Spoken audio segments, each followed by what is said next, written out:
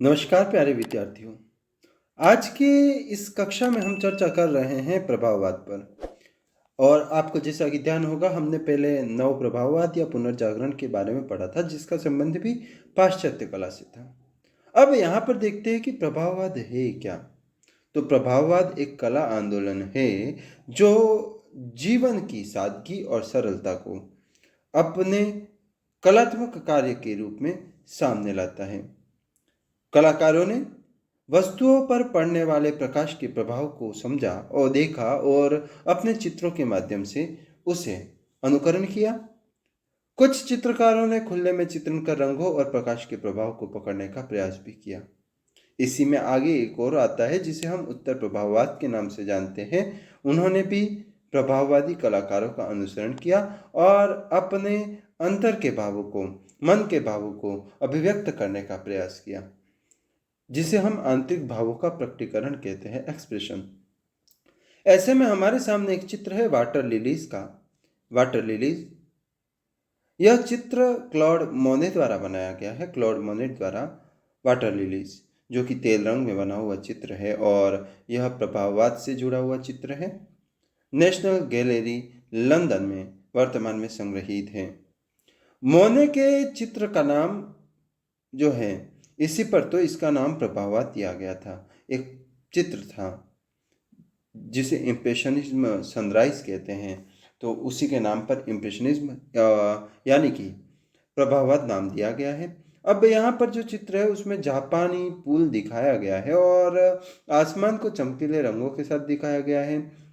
तो इस तरीके की जो विशेषता है वो यहाँ पर दिखने लगती है। और लिली के जो फूल हैं वो भी यहाँ पर सौंदर्य से युक्त हैं। तो अब ऐसे में माने प्रभाववाद के आरंभिक या पुरोगामी कलाकार थे। वह प्रभाववादी समूह के अग्रगामी मार्गदर्शक थे, समर्पित कलाकार। और यूं कहे कि प्रभाववाद की जो नींव है वह माने ही है।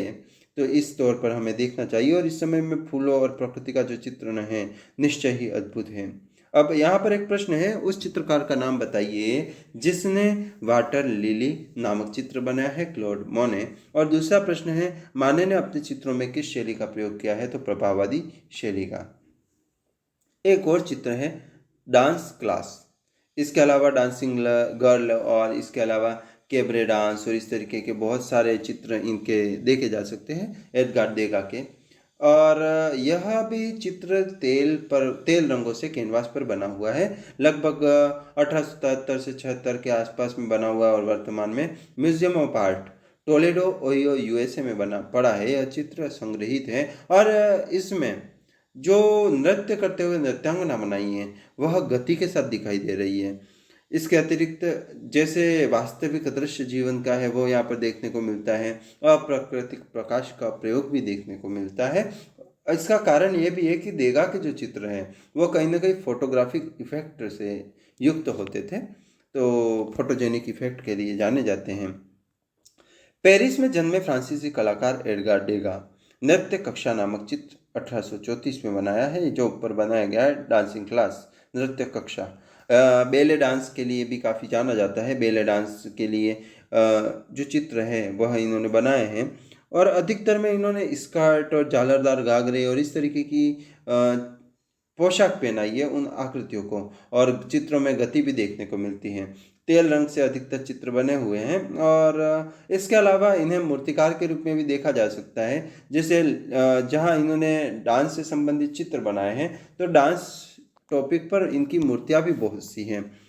डेगा एक अन्य प्रभाववादी कलाकारों से कैसे भिन्न है? प्रकृति चित्रण के विपरीत है। क्यों? क्योंकि इनमें अप्राकृतिक प्रकाश का प्रभाव और अप्राकृतिक प्रभाव देखने को मिलता है। उन्होंने रंगों के किस माध्यम को वरीयता दी है? तो ऑयल पेस्टल या तेलीय पेस्टल को वरीयता दी है।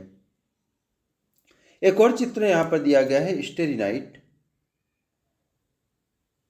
ये रात का दृश्य है और ऐसे में उत्तर प्रभाववादी कलाकार विसेंट वैन गॉग ने बनाया है। यह चित्र तेल रंग से बना हुआ है और 1889 में बनाया गया है। नेशनल गैलरी लंदन में संग्रहित है। विसेंट वैन गॉग का चित्र स्टेरी नाइट काफ़ी फेमस है।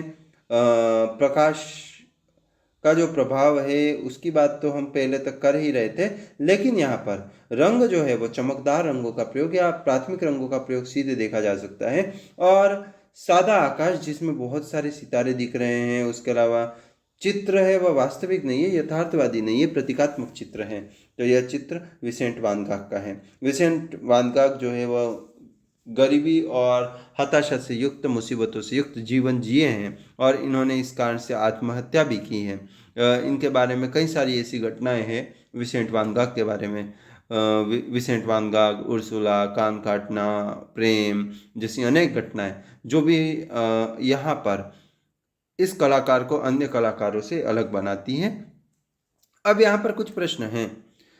अपने चित्रों में वान गॉग ने किस शैली का प्रयोग किया है? तो उत्तर प्रभाववादी शैली का प्रयोग किया है। उन्होंने किस माध्यम से चित्र बनाए हैं? तेल माध्यम से बनाए हैं। स्टरी नाइट चित्र से क्या आभास होता है? तो स्टरी नाइट जो चित्र है उसमें प्रकृति जो चित्रण है उसमें आकाशगंगा का आभास होता है और तारे घूमते हुए से प्रतीत होते हैं। ये चित्र देख सकते हैं। तो ये चित्र है यहाँ पर।